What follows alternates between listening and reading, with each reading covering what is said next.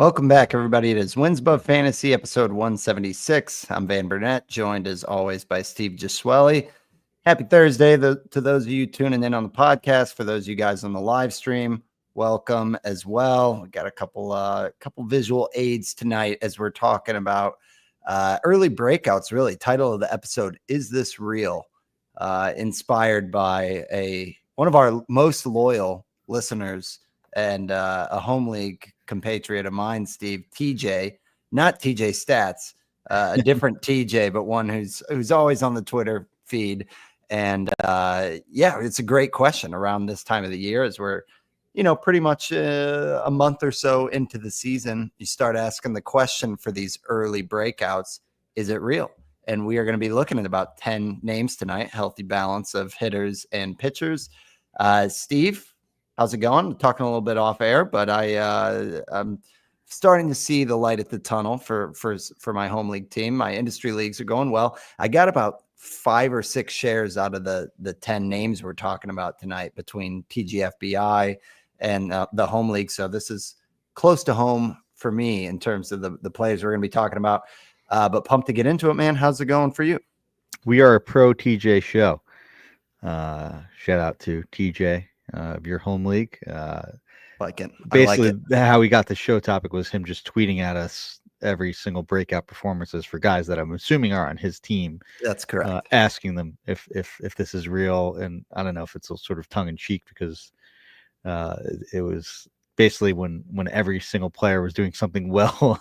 He does this every year. Yeah. I'll tell you what. As soon as I say it, you'll remember it. But Connor Joe was one he tagged us in about 7 times on that original breakout, and unfortunately, that one was not real. Yeah, Connor Joe, he's real in April. Like he has like a 900 OPS in April, and I know a few of those came in Colorado, but he was notorious for being a definitive no for this question. I think we have some guys that are probably some more sustainable and some real skills that'll be actionable and that are more interesting long term than Connor Joe. No offense to Connor Joe. He's a great small side platoon player and has carved out a good major league career here and has been useful for those Aprils, right?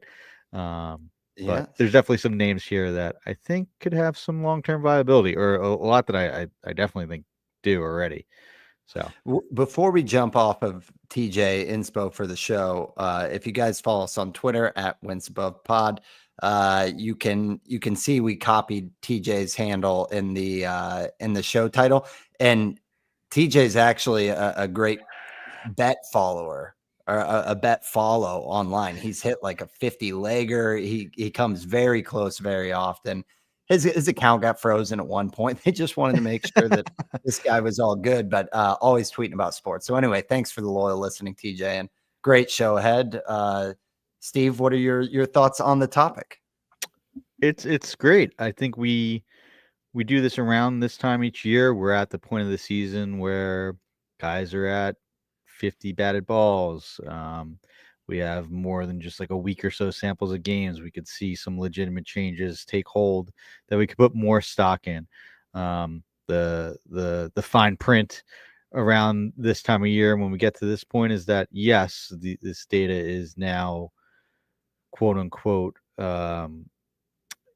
what's the word, valid, maybe? Yeah, valid, or we're at the point where you could believe in it a little bit more, and it comes with the grain of salt that there's still regression that has to be done to those numbers. Just because a guy's barreling the ball 25% of the time does not mean he's going to have a 25% barrel rate going forward.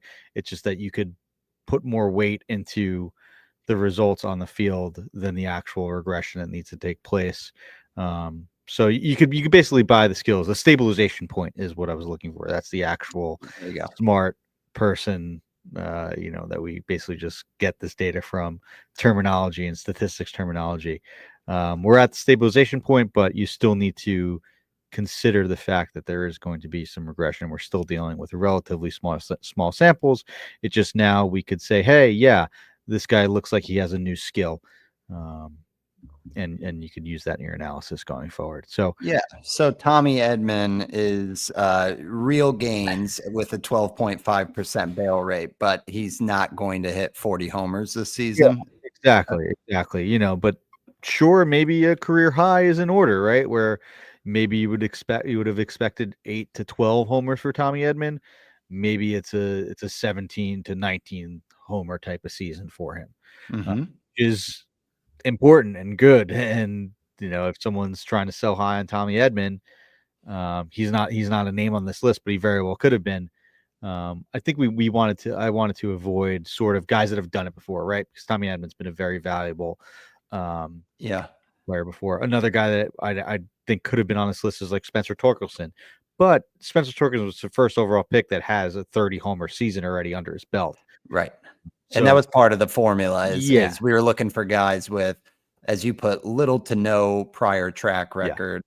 Yeah. And the whole idea here is trying to discern between a hot stretch and a legitimate change that we're buying into so that we can assess, as managers, if we want to sell high, buy high, maybe rush to the waiver wire. There are some of these guys that are sub 15% rostership in Yahoo. So there's probably 4 or 5 names that could be added, and then a handful that it would be a pretty shallow league or a trade target. So yeah, anything else, Steve, before we jump in? Because we got a great list of names and a lot of them. No, ready to get into it. All right. Well, TJ rosteree 1 here is Tyler Soderstrom, who, like Torkelson, is comes with a big prospect pedigree. But I don't think anyone fully expected the breakout we've seen from him so far. At a 281 batting average, 343 on the OBP, a 950 OPS, 9 homers, 17 runs, 19 RBI, third in the AL. The strikeouts have been manageable enough, down at 22.2% and a 9.1% walk rate. He is good in those OBP leagues. Steve, I think that of all the ones that happened in the first week or so, it seemed like Soderstrom was the one that, when Torkelson was emerging, I think he was probably on our, first week of the season episode. He seemed like the one that it was like approach with caution because of the plate discipline and everything. And by and large, he has held on to it week to week with the power. Now, it's worth noting that he is currently on a bit of a slump where he is 0 for his last 12 with 7 strikeouts. So kind of leads you to question, are we going to see the downturn now for Soderstrom? He's 91% rostered. So this would be kind of a sell high, but the recency bias might limit the value you could turn around for Soderstrom. But maybe this is just a small blip. He's got the White Sox coming up this weekend. We might see more pop. What do we make of Soderstrom, who's batting 3rd in the order and looks to be having a breakout season? You mean Tyler Homerstrom, as TJ? That's correct. I mispronounced that. Sorry there, TJ. Yeah. I think I just a glance on sort of an underlying theme, I think, from your first from talking about how Soderstrom is now in a bit of a slump, right? Like, I think another thing at this point, when we get to 50 batted balls in play and get to these stabilization points and get all excited that we have some useful, meaningful data, something else that needs to be considered is the fact that when the league sees Tyler Soderstrom hit 9 homers in the first 2.5 weeks, 3 weeks, and cut down the K rate, they're going to adjust too, right? So that the players have to make other adjustments. We see this all the time, right? It's a game of adjustments. It's a cliche, but it's a cliche for a reason, because players have to adjust back to how pitchers handle them. And that's what Soderstrom's going to have to do. I think that there was hype, a good amount of hype on Soderstrom is probably more of like a first base sleeper. Not necessarily a guy that I think that you would think would have 9 home runs and be on track to be potentially like a player of the month for April. But there were some gains with the K rate last year. The hard hit rates in the minor leagues and majors were good. He had a 14.6% barrel rate last year. He's improved on that with a 19% barrel rate this year. Still hitting the ball hard 50% of the time. That's elite. All of the quality contact / batted ball data is amazing, right? It's a bright red savant page, and then when you mix that with a manageable K rate at 22%, that's how you get sort of that's when you get really excited. It's just a matter of what he is going to do with this adjustment and how pitchers are going to attack him going forward. Now that he's shown these increased skills. Under the hood, he's cut his swing strike rate by 4% last year, down to just 10%. That's good. His zone contact or his contact rate overall has gone up by 6 percentage points, and he's chased less, swinging a little less in the zone too, but not too much. Still at 67%. So swinging, it's not like he's just cutting his strikeout rate or swing strike rate and chase rate by not swinging at all. So there's a lot to like.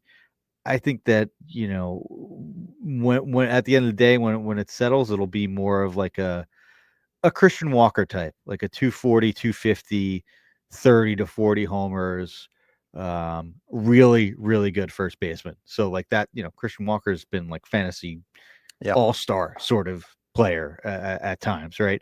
I think there's just going to be some stretches like the current one that he's in now, where he's going to go through it and struggle for a bit and not make some content and not make a lot of contact. And a question in the chat from Uncle Ted, just looking at his zone contact rate, that's at 89%. So pretty good.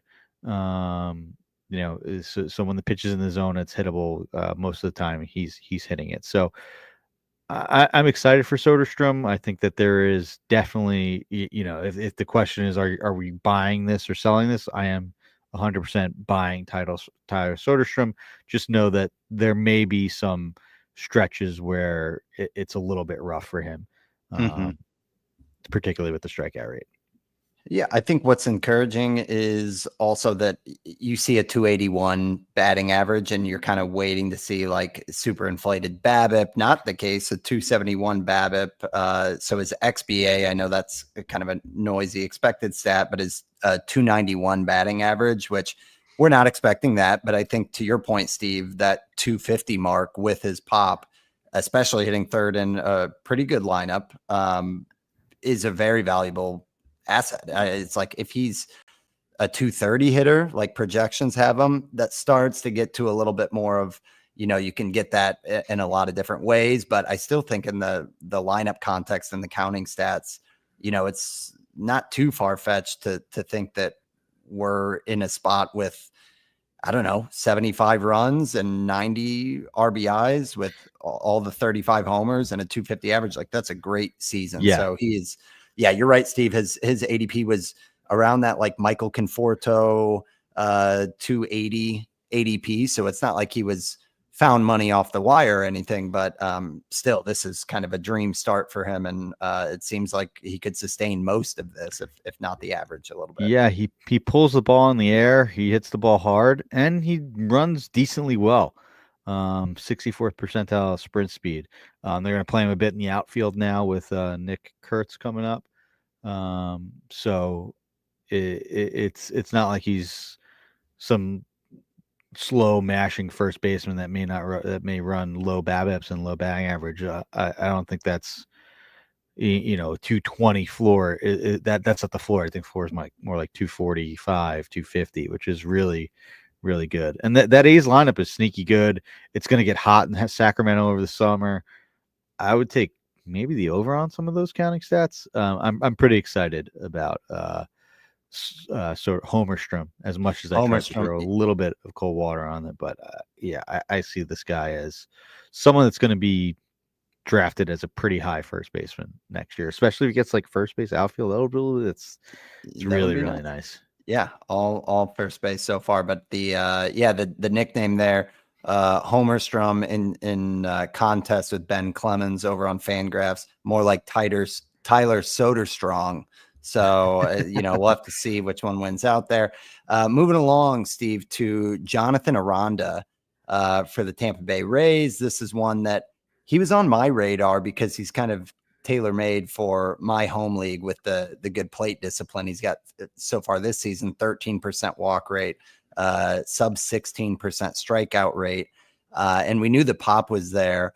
The platoon split is kind of the challenge with Aranda, but so far, strong side of the platoon against righties, he has been phenomenal this season. He's hitting 344, a 1098 OPS. He's got 4 homers. Definitely got to shout out Scott White on this one. He has been on the Aranda train all off season. So over at CBS, that's been a great call, but it does beg the question of like what we do with an Aranda, because these platoon ones, whether it's, Kerry Carpenter, or the OG Jock Peterson, where sometimes when these guys are mashing, you just wonder how much they can help. But if he's doing this at this level, I mean, he won't stay at a 344 average. I think that's rosterable in standard mixed leagues, especially in daily formats where you can kind of get him in and out of the lineup. But yeah, it's been really impressive for around a 63% rostered, which is pretty high. And I think is a testament, knowing he's a platoon guy for the most part, that rostership is that high. So talk to me about Aranda under the hood, what you're seeing. First base, second base eligible at Yahoo. Great kind of util guy to plug in. Yeah, the skills, there's no question there. It's a bright red Savant StatCast page, bright red pitcher list page. Was last year too. Like there was a great barrel rate last year too, 16.5%. In 44 games last year, on top of what he's done this year, which is, some of the best stuff in the league with 18.9% on the barrel rate.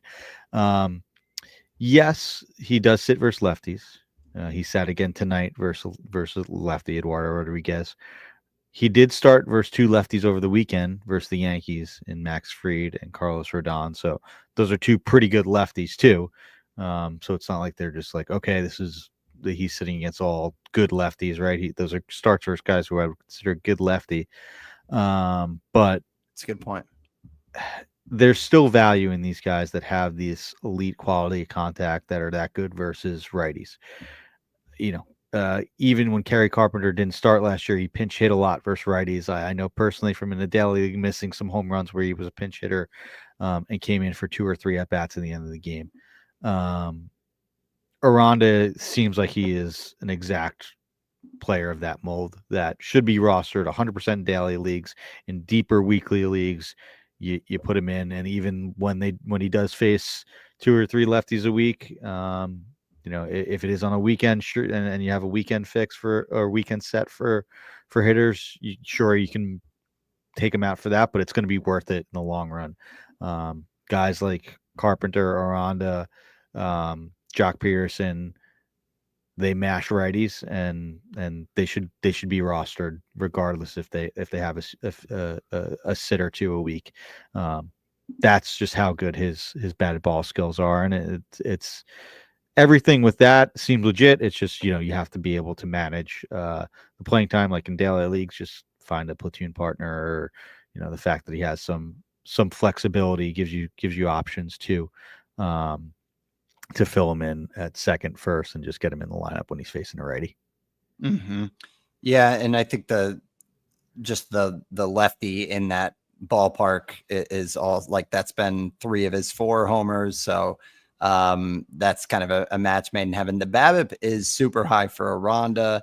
After talking about it with Soderstrom at 367. But I mean, he hits the ball extremely hard. And yeah, I mean, some of the XBA numbers are still above 300. So I don't think this is like, you're sacrificing batting average. I think, like you said, Steve, it's kind of the Kerry Carpenter. You're going to get 4 categories when he is on the field, and he's going to be a stud. So yeah, I think Aranda, that roster rate is probably a touch low at 63, but I think just knowing there are some shallower leagues out there, it seems like people are bought in. Is he one that you would be selling high if you had him just because of how hot the start is, or would you be buying high, or is this just a hold? I think it's a hold. Like I think that there is going to be really good performance when he's in the lineup. And sometimes that manifests itself by being a guy that's dropped in daily leagues when there is a week when he does sit versus lefties and he's not as running as hot. Like a guy like Kerry Carpenter was on and off my wire in a 12 team league all year last year, and you just got to be able to pick him up and sort of ride through that. I think in the long run, it's worth it to roster guys like this, even if they do sit a little bit. It's part of our game, like more than ever, right? Like guys didn't platoon as much in the past, or at least guys of this skill level didn't, right? Yeah. Now it's all about matchups and guys sit, and it's just something that's, I think, maybe easily an oversight by some managers, especially in daily leagues, that just because a guy does sit a few times a week, it still may be worth it to hold them on your roster. I think Aranda is one of that, and 63%, that's on Yahoo, so that's like, relatively high for a Yahoo league, right? Like a lot of these guys are. It is. Yahoo's mostly 10 and 12 team leagues, especially for guys that doesn't play every day. That's a pretty high number, and I think warranted. Yeah. Well, nice segue to another guy, 63% rostered, who happens to be a first base lefty with a short porch. It's Ben Rice, Steve. And I have to sigh and chuckle because this was my infamous in the WAF listener league last year. If you remember, the most egregious overpay for me on Fab, when I think it was like $130 with a 0 competitor bid. And he went on. You were just a year early. You weren't wrong. You're just early. Thanks, Steve. I needed that. But Ben Rice, off to a hot start, 6 homers, 288 average, 1005 OPS. He's been leading off versus righties, and the batted ball data also looks great for Ben Rice. As I mentioned, it's kind of a match made in heaven with the lefty swing and the short porch. Plate discipline, not quite what you get from Aranda, but he does take a walk, which good in some leagues. 5x5, not as much, but still helps with runs and everything. This has been unexpected, Steve, but when you look at what he's been doing under the hood, it is seems pretty valid. And while the barrels were high last year, everything else this year has kind of come along with it in terms of the hard hit data. So it seems like Rice is really locked in. I personally was excited about him last year and looking at like the minor league kind of track record as he was ramping up. But yeah, talk to me about Rice. Let's get into this. And then the obvious question is going to be Aranda versus Rice, since they're the exact same roster percentage. Shout out to my buddy Dan, a former guest on this show, who was all over Ben Rice in spring. Drafted him everywhere. I'm in a bunch of leagues with him. He was just absolutely raking in spring. And that's one where it's hard, like, it's spring training. What do you believe in? But there's things like that kind of could stand out. Like if it doesn't really matter if who you hit the ball off of, if it's that batted ball data and that quality contact, there may be something there. That's manifested this year in his swing speed, going from 71.4 miles an hour, which is a little bit below league average, to 86th percentile this year at 74.5. So there's definitely just some skill improvement overall. He does not chase. He takes a walk. Sure, he swings and misses a good amount, but it's not it's a 23% strikeout rate, which isn't elite, but it's definitely passable. And yeah, absolutely everything looks amazing as far as batted ball metrics. He bats leadoff versus lefties. It may be another type of platoon situation, but in this ballpark, same thing that we didn't mention for Aranda. Like it's the same dimensions as Yankee Stadium. It's going to get super warm there in the summer. Same thing in Yankee Stadium. It's going to get super warm. Hitting in front of Judge is a great place to be when he's playing versus lefties. I think he still does play versus lefties. It's just yeah, I think he does a bit down the road. Yeah, he has 3 starts versus lefties this year, and he's batted second. A handful of scratches recently, but that was a shoulder, shoulder injury, or a bruise. Yeah, and like the Yankees lineup, like it's, especially without Soto, like it's a bit more thin than you think, especially with guys like Volpe and Jazz cooling off. Bellinger hasn't really gotten started yet, I'm really excited about Ben Rice. Like everything looks really good under the hood. I would be rostering him if he was dropped anywhere with that injury recently. And he was in a handful of leagues. So, that was mine, Steve. Is I would go Rice over Aranda just because of the regular playing time. Yeah, I think that's fair. I think that's fair. I agree there. If we got Aranda every day, I might lean just a little bit that direction, but that's kind of wishful thinking. Whereas Rice is already leading off and everything. Aranda, it's a fair tie. It's a good tie break. It's a good tie break, and the Yankees lineup I think overall is better than the Rays. Yeah, good point. I think Aranda, though, just because we talked about Rice leading off, Aranda's been moved around the order, but for the most part is around 3 or 4 in the order when he's against righties. So that both good spots there, which I think that's another thing about the playing time is, he's going to get plate appearances with hitting that early in the lineup too. So, so that's the first batch here that we got. We got Soderstrom, Aranda, and Ben Rice. We got a few names coming up that are all under 20% rostered in Yahoo leagues, but we're going to take our first ad break and we'll be right back after this. Okay, so Steve, we got Luke Keeschel that we're here to talk about, and I had to kind of double take that Keeschel is just 13% rostered because I just feel like this was an exciting prospect when he got the call, and then he's had a very loud, productive start. Like I just feel like trying to think of some of the names.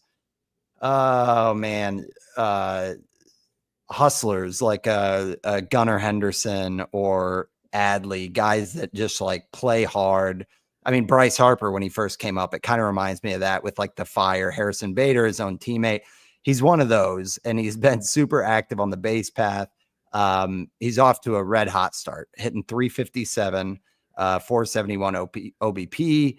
Of course, this is only in 4 games, but he has 4 steals. He added his 4th tonight as we record this, as well as a double, a run, and a walk today.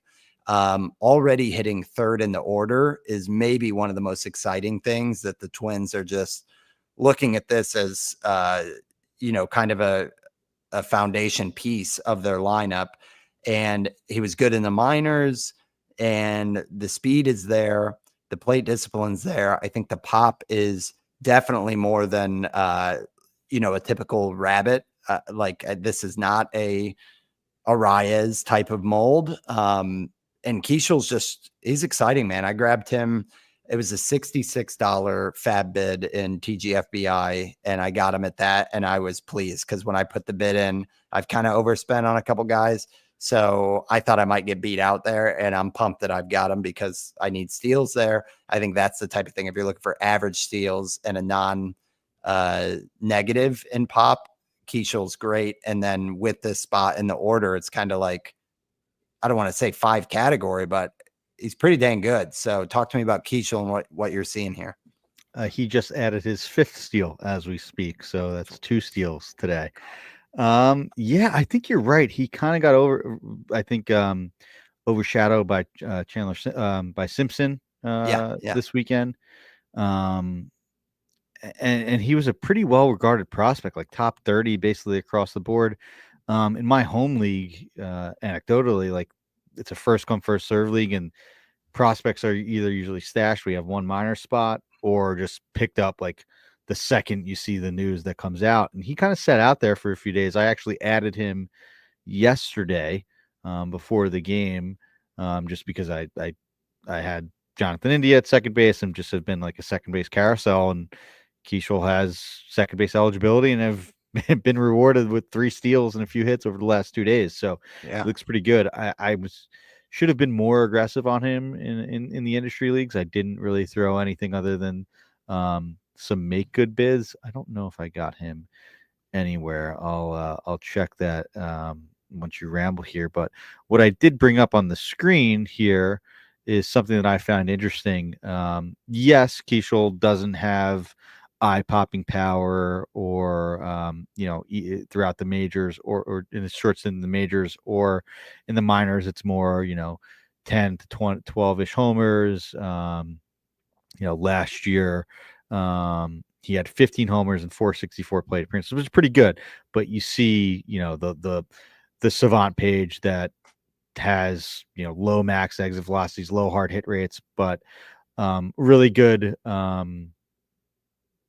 squared up percentages, a la Stephen Kwan, right? The super slow bat speed. But why I think Keishel is interesting is because it seems like there's an A swing and a B swing with him.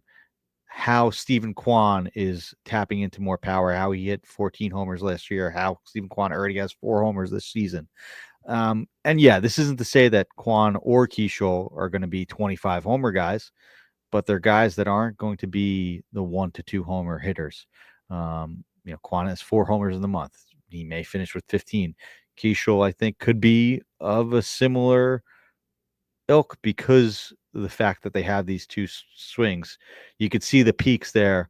It's more rounded and evenly distributed for Kwan just because it's a larger sample, but you could distinctively see it with Keishel if you're watching on the stream, where he gets to that bat speed, and then most of the time where it's a slower swing, longer or shorter swing that gets to the ball and just puts the ball in play. But he does have the ability to, swing hard and get his A swing off and tap into some more power.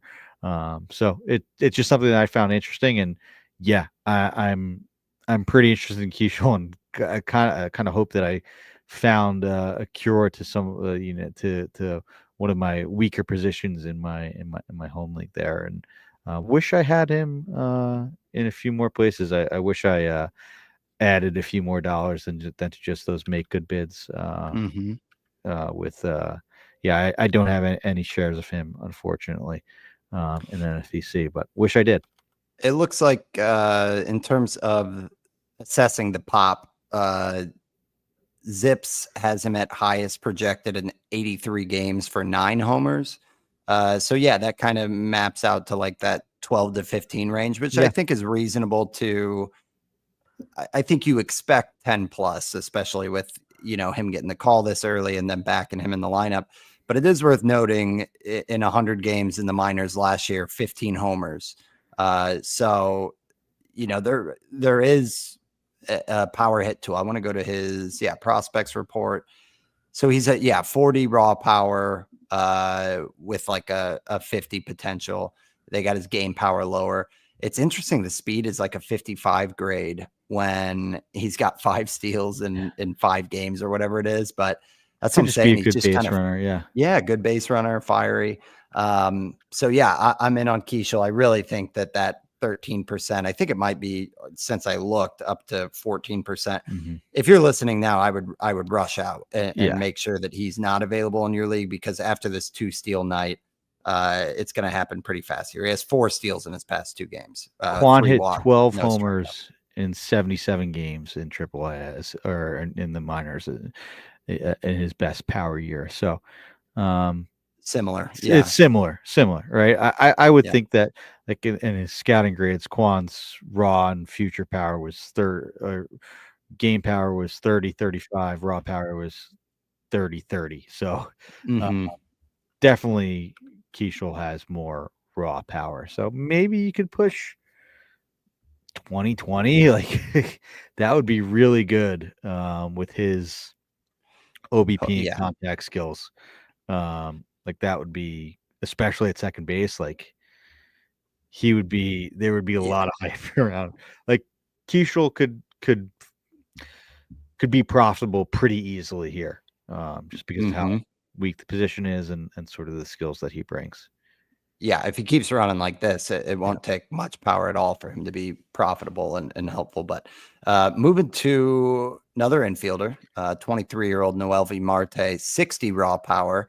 And some of that was in question, of course, with the PED suspension.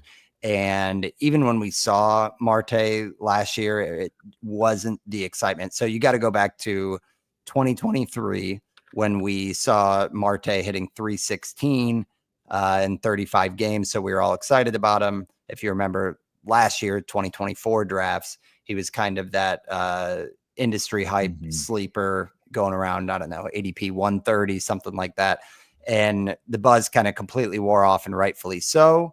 But here we are with Marte on a bit of a surge. It's just been 4 games, but he's been playing over Heimer Candelario. And last night off of Edward Cabrera, 117 mile per hour homer. He now has 2 homers and a steal in 4 games where he's hit 8 for 17. I think he was 5 for 7 on that absurd night where the Reds had like 24 runs. So they all count, but a lot of it was in that game. But I think more than anything here, Steve, the fact that he's getting some of this playing time over Candelario, even with CES and Encarnacion Strand is out. And Marte himself is also 13% rostered like Gesuele. This is one that it wasn't long ago that we were looking at him as a very exciting prospect. Now he's flashing some of the power in the 10 games in the minors before he got called up. I know it's super small sample size, but he was hitting 316 with 3 steals. So Marte gives you an interesting package of plus batting average, if everything breaks his way, plus batting average, kind of the mystery box on homer and steals. Like, I don't know that we know, but I think if you had to guess, maybe I don't know if everything works right for Marte, he seems like maybe a 2015 guy with above average hit tool. So Noelvi Marte here, great place to hit. They also started moving him up in the order. Tonight he was hitting 5th. He did go 0 for 3. But yeah, there's plenty of movement to be made in the Reds lineup because they've been so bad so far. What do you think about Marte here?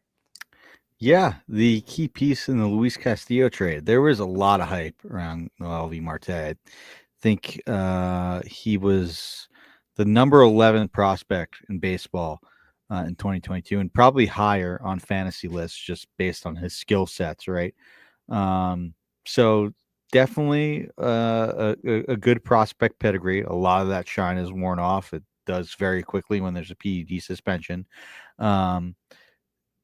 It's the raw skills are interesting. There was a great tweet from at Reds4 on Twitter that there's been 3 players this year, four other players this year that have a sprint speed greater than 29 feet a second and a max exit velocity greater than 115 miles an hour from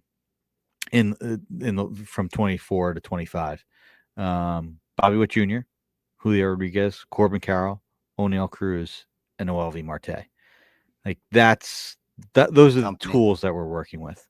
Now there's been a million tools up players that don't work out, and it really hasn't for Marte so far, but it could be. It's super encouraging that they're giving him the playing time.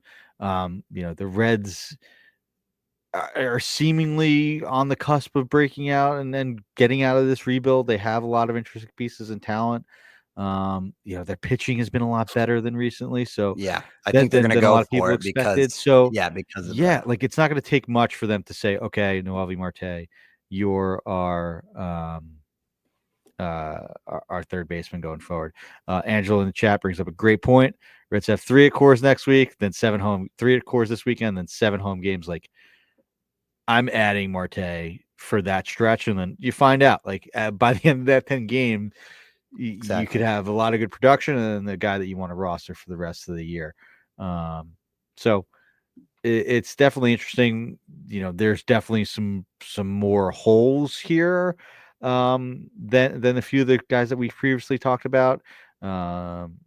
Particularly in the chase rate, the whiff rate. I know he hasn't really struck out that much, but in the super small sample, I think more strikeouts will be coming. He doesn't walk as much, but yeah, the tools, they are there for Noelvi Marte, probably more so than like any guy that we'll talk about today. I'm sure he was probably the highest ranked prospect of any guy that we brought up so far. Maybe Soderstrom got up there, but I doubt it. The 11th ranked prospect in baseball is rare air. Not been saying that that's what makes them can't miss. Those guys miss all the time. But it's interesting, and you definitely want to take a flyer on him for the next 10 games, just based on where they're playing and their schedule. And it's interesting. He's started now. What I think, the last 4 games. Last 4 games, yeah. So since he's been called up, I know they sent him down, called him up. With some of their injuries that went on early in the year, but it seems like they're giving him a run here, and it's been productive in this small sample. And I think he's worth it to at least find out and give it a shot for at least this next week. Yeah. And I think his name's been on the fantasy radar for a few years now, even more for the prospect days like you're talking about, Steve, but worth noting just the context that he's played 109 MLB games. In that time, he's got 9 homers, 17 steals, and is hitting 252. I know the PED is in there, but it's just like it's early, and he hasn't been like a bust, like in all caps. You know what I mean? Like if you just would look at those stat lines, like, oh yeah, this happened. Like, take out any other outside noise of whatever else has happened, which has been a lot. But yeah, I mean, it's just not one of those that we were all excited about. And then I don't know, maybe like a Kelnick or something where it's looked so bad when he has been up. So yeah, I think the biggest question coming into the season, because people didn't know what to do with Marte. It's like in draft rooms, we all knew he was exciting, but it's like you want people quick on, and there was no path for Marte. And here we are 4 weeks into the season. He's being moved up the lineup by the day. He's running. And yeah, that Coors and Great American Ballpark run that's ahead is very salivating there. So that's a great shout there from Jordan. So okay, well, let's keep it moving here, Steve, from Marte to our first pitcher. And we're talking about a Cardinal, which is encouraging. Matthew Liberatore. I think we talked about him a couple episodes ago. He's kind of continued this now in 4 starts, where Liberatore has a 3.60 ERA and a 1.00 WHIP. So really good ratios. 24 strikeouts in 25 innings, but just 2 walks is probably the most impressive thing when you look at all of it. And in addition to the control, the opponents as well, that he's had to go up against the Phillies, the Mets, the Angels. And yeah, his bad outing was against the Pirates. Looking at Liberatore, because I'll be honest, Steve, I've written this off to some extent. I feel like the Cardinals have been so bad at pitcher development. It's like they get the most of the Miles Mikolas type, where it's like you almost expect Eric Fetty is going to somehow turn in a passable season, but they'll screw up a Liberatore project because that's what they've done until he goes to another franchise that, does something interesting with him. That the thing is, when you start looking under the hood for Liberatore, it starts to reinforce that thinking, because not a ton has changed. When you look at the velo, the pitch mix, the break on the pitches, all of that, the location of the pitches, it looks pretty similar. But we go to our main man, Lance Brozdowski, who kind of wrote him up and talked about some changes, very subtle, as he acknowledges, but throwing inside a little bit more to righties. So getting in with his, cutter, fastball, sinker, jamming them up a little bit more. It's actually gone the wrong way in terms of swing and miss, but the weak contact has gone up a little bit. So kind of conventional logic is just kind of jamming hitters better. And that's where the good ratios are coming from. Good ballpark to pitch in. And he's got the Brewers at home this weekend. So Liberatore at just 16% rostered is interesting because, it's not like it's a sky high ceiling, but we were excited about Liberatore not too long ago, and it's not the worst situation. So what do you think? Is it real, as the title of our show, for Matthew Liberatore? Yeah, I mean, it's encouraging that he's throwing the changeup more. It was his best pitch in a small used sample last year, and it's worked out so far. There's less fastball, which is good. So that's encouraging when you start throwing your best pitches more. I know that's simple, but that's sort of something that we harped on for the first few years of this show, as like, pitch modeling and pitch mix became more mainstream and just part of the everyday and standard analysis that we do. Yeah, and Liberatore was exciting as a prospect. There were some really interesting strikeout rates when he was with Tampa. It was pretty exciting when he got moved to St. Louis. I think that was before some of the shine wore off on the Cardinals Magic, and they did well with a lot of these types of guys, right? Like the Cardinals were an organization that got a lot out of, guys like Lance Lynn and Eric Fetty at certain points, right? So yeah, I feel like Flaherty might have been the last youngster that everyone was really excited about. Otherwise, it's always been like a Sonny Gray or a wily veteran that they come in and turn from bad to okay. But you're right. I mean, Liberatore was different. He felt like the most exciting thing since Flaherty for the Cardinals, and it's just been, it makes me nervous. It's great that there are positive signs. I don't know though, man. I mean, as the title of the show, because we probably could be more binary with that show title. Like Soderstrom, yes, I think it's real. Sure. Aranda, until he can be a full-time player, like I think it's real for what you get from him. I just don't know that that's going to help that much. And going off topic a little bit here, just recapping these, but my point is, we should have been doing this with each one. Yeah. But we can get to that in a minute. But I think my point is, maybe I'm being cynical, but I don't think it's real with Liberatore. I don't think enough is changing, and I don't think the raw stuff for Liberatore, I don't think the organization has proven that they can do it with these guys. So like that he might be a serviceable like SP 7 or 8, but I don't think we're going to see, plus ratios and a strikeout per inning the rest of the way for him. But maybe I'm just in the rain clouds too much with the Cardinals. I think he'll be useful in 12-team leagues. Okay. So you're a little bit higher than me. Yeah. When he was a really interesting prospect, there was, close to 30% strikeout rates in the minors, a decently high walk rate. And then when he was in the majors, he's got the walk rate more manageable, but the strikeouts really weren't there. It seems like he's pairing the two with a 25% strikeout rate and a 2% walk rate. Sure, there may be some regression specifically on the walk rate, but I think it's pretty interesting. He throws 95 miles an hour.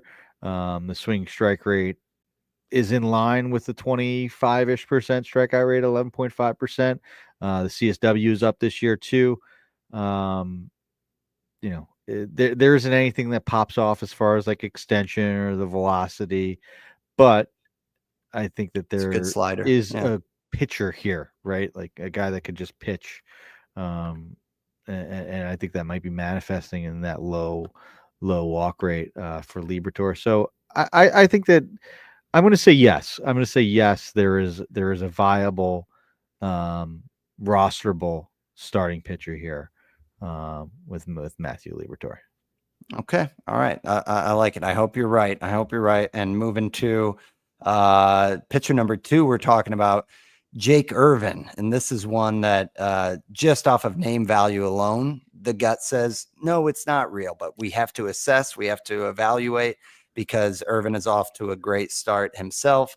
5 games in, 29 innings pitched, 27 strikeouts, a 3.68 ERA, a 106 whip, curveball first for Jake Irvin. And then he's got the 4-seam that is not impressive on velocity at 92 miles per hour, but the curveball's a pretty good swing and miss pitch. You wonder kind of how sustainable it is for a guy who throws it as his primary. I know that's the old kind of the Huascar Noah with not having your big fastball to lean on. But yeah, I think when you look at Irvin, he's one like I was talking about earlier that on the quality of opponents, the fact that he's done what he's done so far against the Phillies, the Diamondbacks, and the Dodgers. Now, all of those weren't sparkling starts, but those are tough opponents to walk out of there with a start that he's had. And then he just went 2 Coors and had 9 strikeouts and just surrendered a couple runs.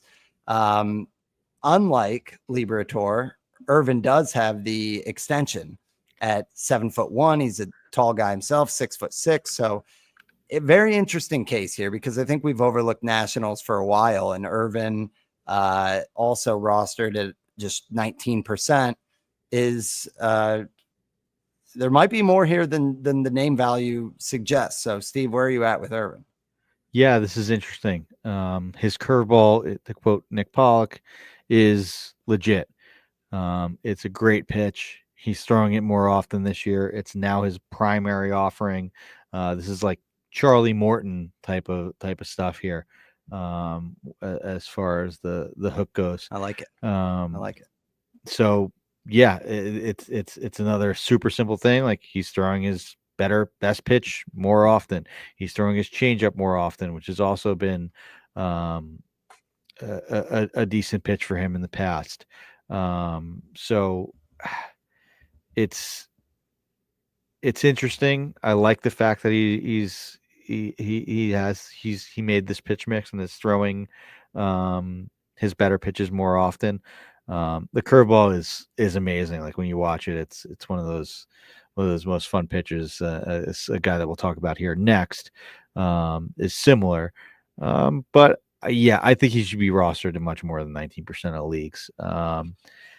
Steve, you know what I did not notice about Jake Irvin is last year he logged 187 innings. Yeah. I mean, and it wasn't horrible. I mean, it was not great, but like 187 innings with 20% strikeout rate, like volume wise, that's pretty good. Sure, the ERA and WHIP weren't great. At 120 isn't too bad, but the ERA indicators are all in line with that 4.41. But this is something that I don't think he has the upside of Liberatore, and I don't think he has the upside of even being like an SP3, but he'll be someone that I think would be at least a viable streamer that I want to play in good matchups, maybe in deeper 15-team leagues, a guy that you keep on your team as like a team streamer like Paul Sporer likes to play, and play him in good matchups. And like I know Coors, like it's in Coors, but the Rockies lineup is so bad. I think it's even worse than last year. Like if you like take off qualified any qualifications on leaderboards as far as like strikeout rate, I think they have like 4 of the top like 10 guys who are striking out the most. It's just absolutely horrible what their lineup is right now. So I'm not afraid of guys in Coors as sort of a bit of a side, or starting guys in Coors no matter who they are, with how bad the Rockies lineup is. But back to Irvin, I think there's a good streamer here, and someone that should be rostered in deeper leagues, and maybe a little bit more than 19%. I guess in the 10 and 12 team leagues, that's fair. But yeah, the fact that he's throwing his best pitch more often is enough for me, even if the other stuff is middling. Yeah, it's a good sign with the volume you get from Irvin, just game to game as well. His last 3 starts, he went at least 6 innings. If the league doesn't or cannot adjust to the curveball, which is his best swing and miss pitch. And that's what's led him throwing it more, has led to him, bumping that K percentage up from 20% up to 23%. If he goes another 170 innings, this is usable. And I'm a fan of the extension guys. So yeah, I like this one. The Irvin Liberatore battle Toss here. up. I think, if I wasn't, just being a cards guy, I think I'm kind of interested in Irvin a little bit more, even though I know Liberatore, I totally agree, has the higher ceiling, but I feel like something's interesting here with Irvin. So yeah, I don't know, Steve. It seems like you would lean Liberatore though, right? I would lean Liberatore. Yeah. Okay. That's fair.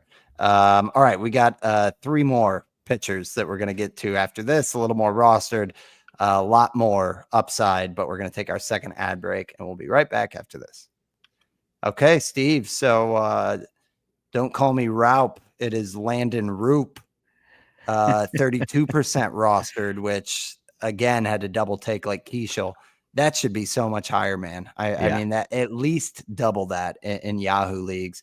And I got to give you the shout out, Steve. It was before, I think he was battling Hayden Birdsong still in spring, where you were hyping up Roop. He was not big on my radar. As soon as I found out he got that 5th rotation spot, I added him in the home league. And he's been a bright spot despite the ratios not looking great at a 4.09 ERA, a 136 whip. The 29 strikeouts in 22 innings is beautiful. And the stuff has been awesome. That curveball is all over Pitching Ninja for good reason. A 58% whiff rate on the curveball. And yeah, there's reason to be excited about what's ahead for Roop, even with the hot start that he's had. So talk to me about your boy here. I hope you ended up with some shares, but this is one I'm excited about. Yeah, Landon Roop is my most rostered player. Nice. And part of the reason why I was thrown onto him was just how good he was at the end of last year, just like trying to go through like playoff matchups, basically streaming him like everywhere. In his few starts, I think he got 4 starts at the end of the year and was really good in 2024. Yeah, just looking quickly at the game log. Yeah, he had like 3 starts of 5 innings and 2 or no runs with decent strikeouts towards the end of the year. That was just pretty interesting and had me excited. And he was decent out of the bullpen. Like they had him as like a bulk guy, and he was getting like basically a strikeout per inning. And was good until that last start versus the Cardinals. I don't know if you remember that one. That was like one of the last days of the season. He gave up 6 runs, but that was after like a lot of my playoffs matchups ended, thankfully. So that was after my Cardinals hopes ended as well, Steve. So I was pretty checked out at that point, to be honest. Yeah. But Roop, it's the curveball. The curveball is like one of the best pitches in baseball. Like it's so good. But there's other stuff to his arsenal that makes him interesting, and the cutter and the changeup. The cutter, the changeup, and the sinker. The sinker that uses the second most of the time, but he does throw all those pitches more than 5% of the time. So it's interesting. The cutter's new this year, so it's exciting. And I think what the most exciting part is the fact that he also has command. Right, he's not this guy that's just going up there that has this amazing curveball and doesn't know where anything's going. Lance Brzezowski highlighted this in his Substack. I say this basically every single show. Please subscribe to Lance Brzezowski Substack if you're interested in pitching at all. It's similar to what Nick does with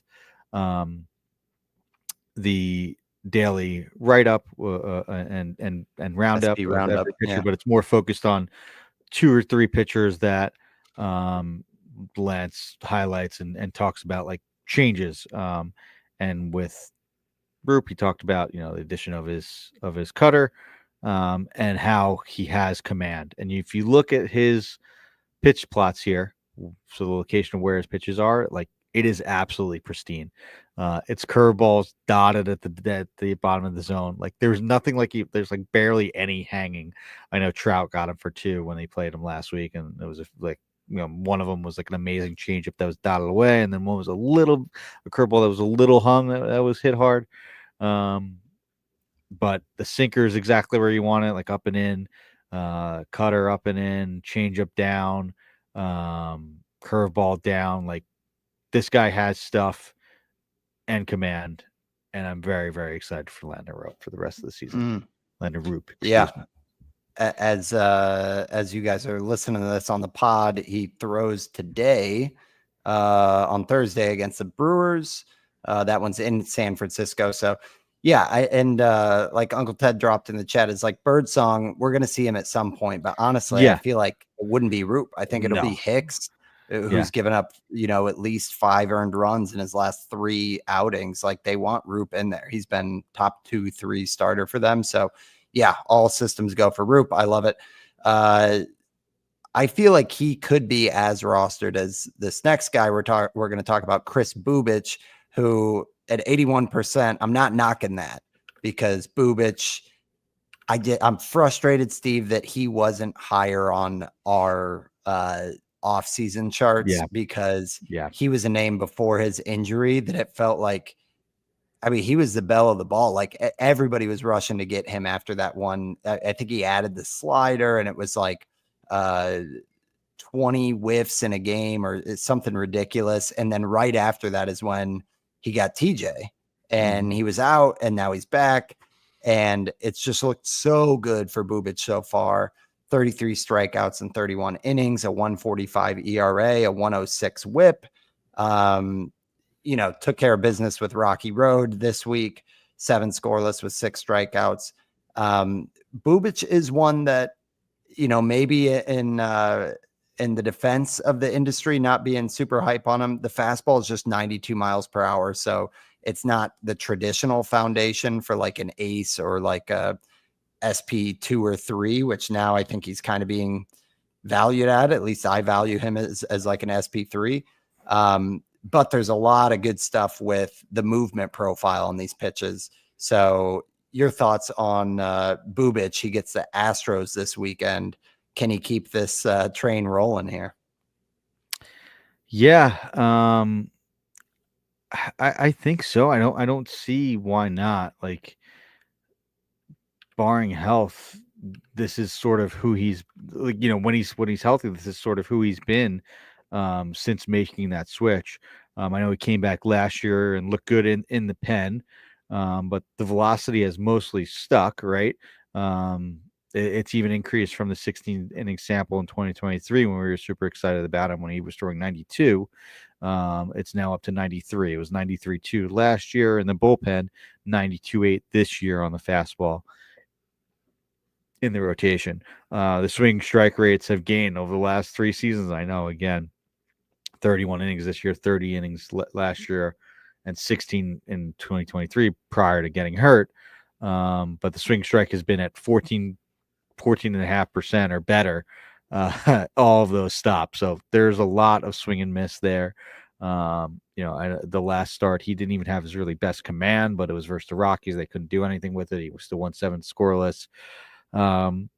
Sure, yeah, it's probably a bit of a sell high just because he's not going to have a 1.45 ERA. The rest of the season is going to be mid threes, but it'll be mid threes with over a strikeout an inning and good ratios. So someone that is a really good fantasy pitcher, right? There's a lot to like here, and I think like the only thing is just health, because he hasn't really done it over the last few years. But that's the case with every pitcher. It's kind of why I still like all these guys despite some injury concerns. But yeah, it looks really good. Like he's throwing more slider, a little bit less sweeper, but he's got that just is. It makes me comfortable, the fact that like he has 2 pitches that he could spin, like 2 different types of breaking balls. It's more weapons for him to attack in his arsenal, right? Like he throws the sweeper to both righties and lefties.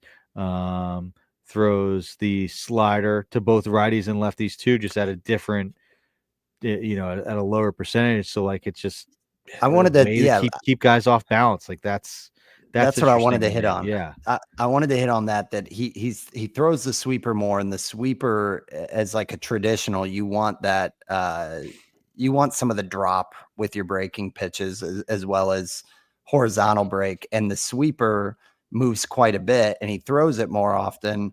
So it's a good whiff pitch at like pretty good. I guess by sweeper standards, a little bit below average, Yeah. honestly. Yeah. But what I think is kind of the sequencing of pitching. What's fascinating is he throws a slider much less, but it's his best put away pitch by far.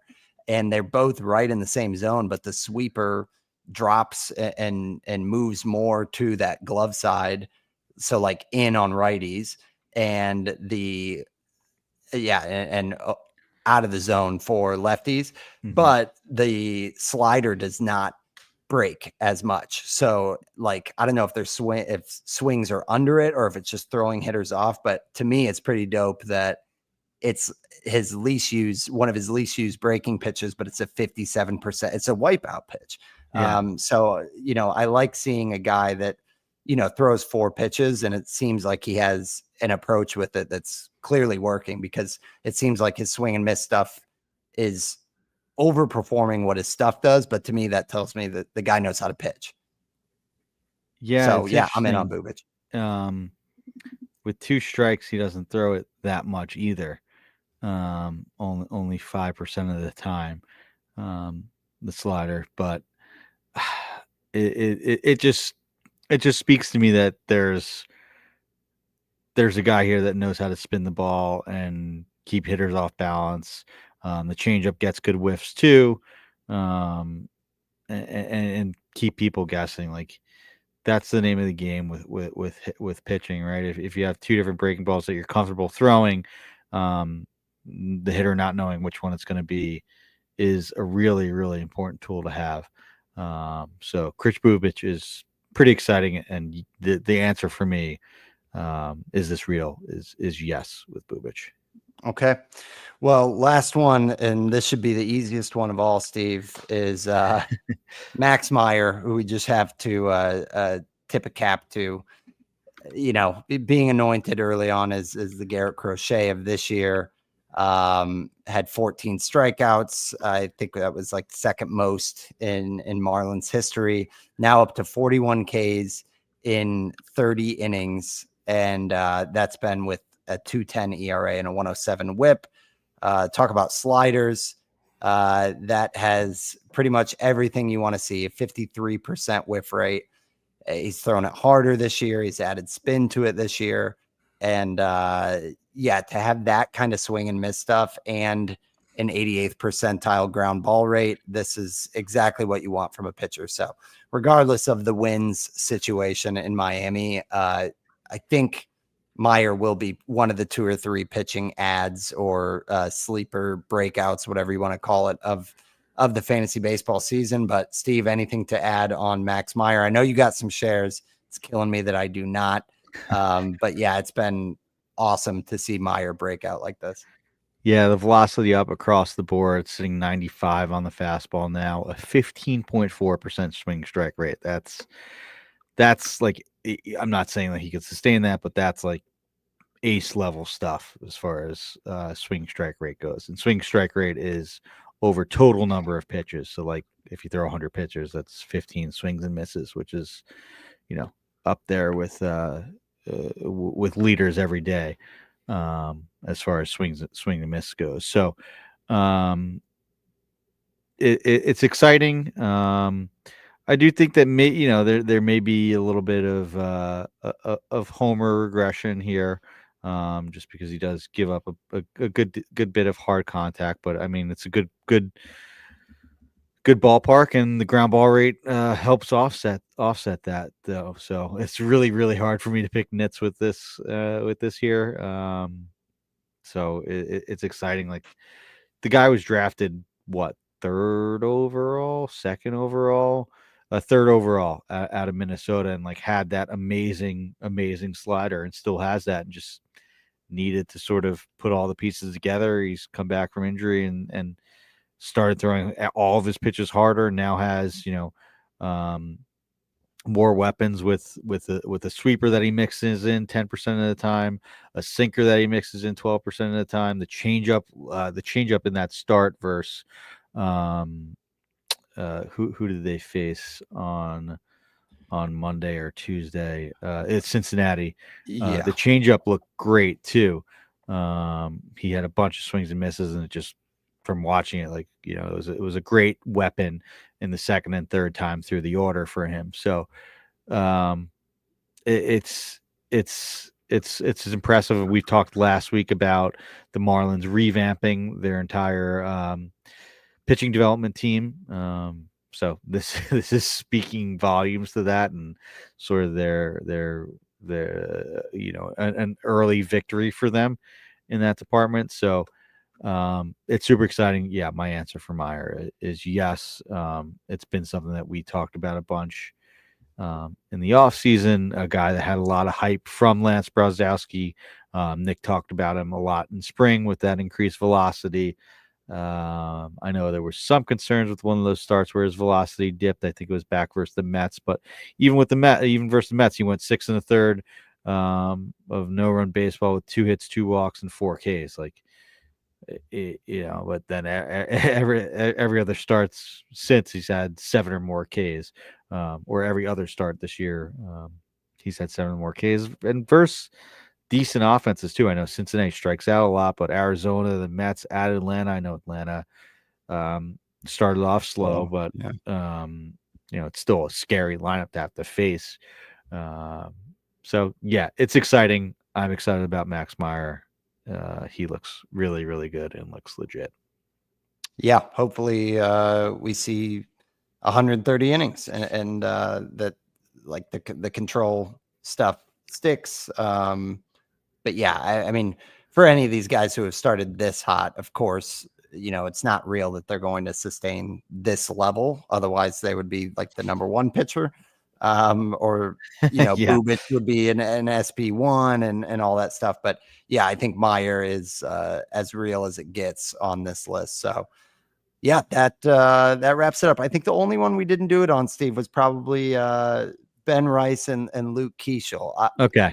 I'm gonna say that I'm gonna go out on a limb and say Keeschel is real here, and that I don't think Rice is going to be what we've seen of him so far, which I think is fair. No one's expecting 1,000 OPS, but I think at the end of the season, I'm a little bit more excited about what we're gonna get from Keeschel across the board, whereas Rice, I just think we're going to get some of the cold streaks mixed in. That'll take him a little bit down to like whatever the Holly version of hitters is, like above average, but not like a fantasy standout. But where are you at with both of those guys? I'm in on Rice, man. I think he just hits the ball too hard. Great ballpark, good lineup. I think Rice is legit. You don't think it's just a hot streak like we saw? No, because last year there were some flaws in the profile. There was a lot of strikeouts. The hard hit rate wasn't there. The bat speed wasn't there. That's a good point on the bat speed. Now it looks like there's an actionable skill improvement here. Okay. With Keeschel, or with Rice. So I'm in on Rice. I think that there's a player here that you want to have. Same with Keeschel. I sung his praises too, not to just be in on everything, but I kind of am. Like, I like all these guys basically. Yeah. So yeah, it's exciting, and I like both of them. Yeah. All right. Well, thank you guys for joining. Like we said, just programming notes. We'll be doing this live stream every Wednesday night, and shows coming out every Thursday throughout the season. But thank you all for joining us. Thanks to you guys on the live stream for the comments and for tuning in. Hopefully everybody has a strong week finish to to the rest of the week. That is not a strong week results wise, but yeah, that wraps us up for episode 176, talking Is This Real? Thanks for talking baseball with us, guys. Thanks for listening, guys. Later.